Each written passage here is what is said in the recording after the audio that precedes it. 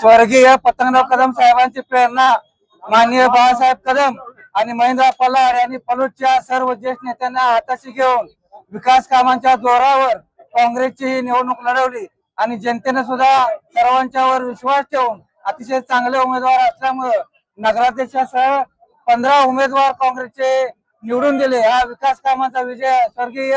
वसंतरावजी पुदाले दादा, स्वर्गीय गुंडादाजी, स्वर्गीय कशाबांना, स्वर्गीय अमरभाऊ इनामदार, स्वर्गीय राजाराम सलामते बापू यांच्या प्रेरणेनं आणि बाळासाहेबांच्या नेतृत्वाखाली पलूस शहराचा विकास चांगल्या पद्धतीने करू आणि सर्व मतदारांनी हा जो विजय दिलेला आहे त्या विजय दिल्याबद्दल शतशः सगळ्यांचे आभार मानतो।